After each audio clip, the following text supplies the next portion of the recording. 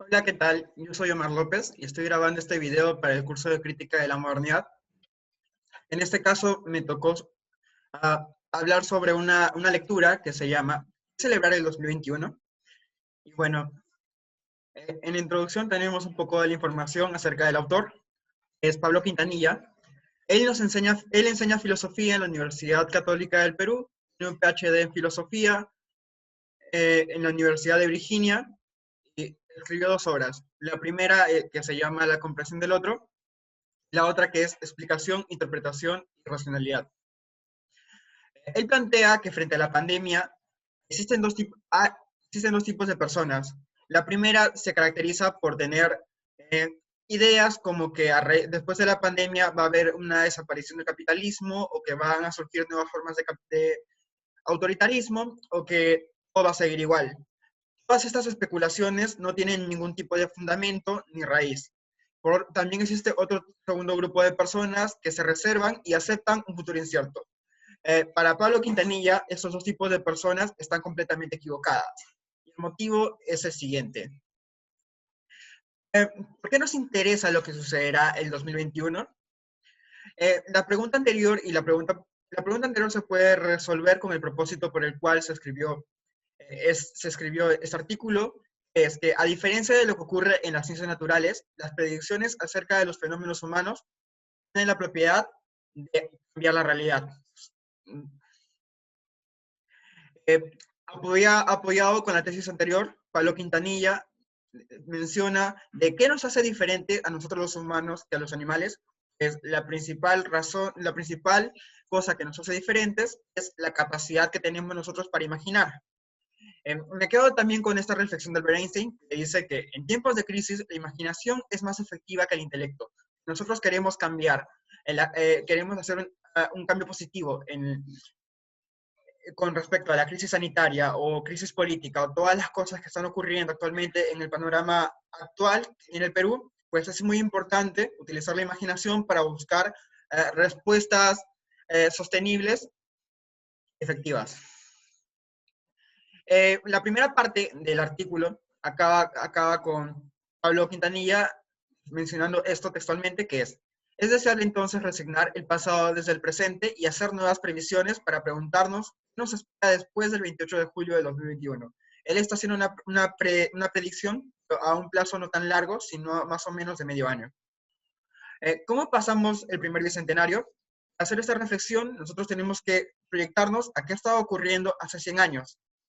Entonces tenemos que estábamos en medio de una sucesión de gobiernos autoritarios, estaban enfocados en solo un sector del país, estaban ciegos de toda la diversidad y potencial que había por explotar y estaban desinteresados mayormente respecto a lo que ocurría en la sierra o selva del país. Hay que hacer una reflexión y pensar si esto es un problema que ha tenido una solución que se ve reflejado actualmente o no. ¿Cómo nos encuentra nuestro segundo bicentenario?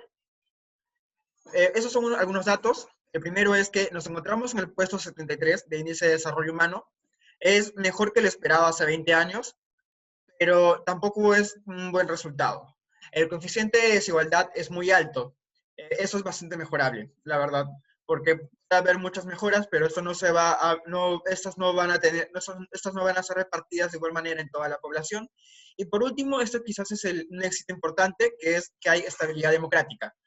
Y analizando un poco de por qué, de por qué se da esta estabilidad democrática, tenemos al Fujimorismo.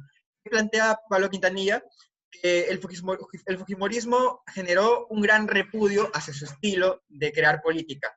Esto causó hace poco tiempo una ola de moralización que causó que varios presidentes, alcaldes y gobernadores acabaran presos. Incluso en el caso de uno de los presidentes, decidió suicidarse antes de enfrentar la prisión. Todo este repudio ocasionó una estabilidad democrática, ya que todo esto causó un repudio hacia esta manera de hacer política, como ya habíamos mencionado.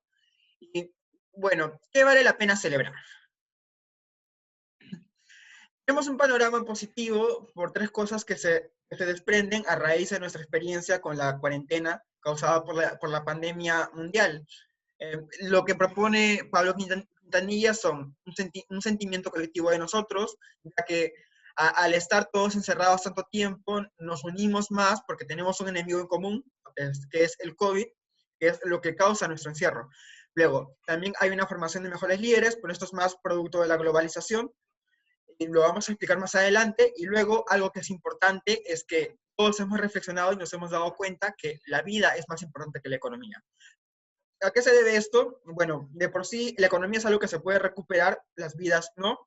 Y además hay una razón que es importante, que es el hecho de que si tu vida está en peligro, no vas a hacer crecer la economía de la misma manera. Entonces no se puede priorizar a la economía sin garantizar una buena calidad de vida, ya que no va a ocurrir. Luego, la globalización tiene un doble efecto. El primero es que al estar tan interconectados, enfermedades como el COVID se expanden de manera mucho más rápida, pero también tiene un efecto positivo, que es la formación de mejores líderes. Si vemos una chica noruega llamada Greta Thunberg, que es capaz de influenciar en toda la población, entonces nosotros también. Entonces, por este lado, la globalización incentiva la creación de mejores líderes. Luego, la sociedad moderna.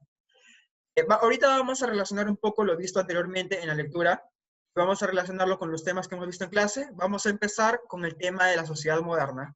La sociedad moderna, según Weber, tiene tres rasgos que la caracterizan. La primera es la capacidad de cálculo, predictibilidad, de hacer matemáticas.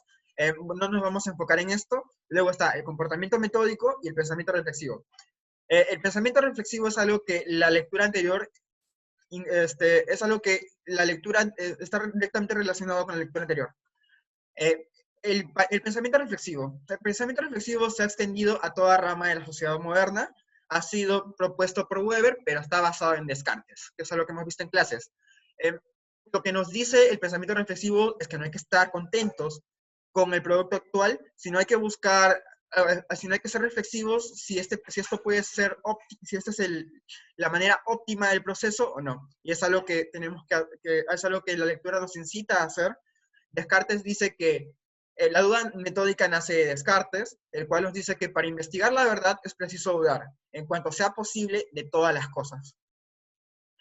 Por último, ¿qué nos pide Quintanilla? Lo que nos pide es básicamente comportarnos como una sociedad moderna. La sociedad moderna tiene un pensamiento reflexivo, que utiliza mucho lo que es la duda metódica y sobre todo cuestiona la realidad.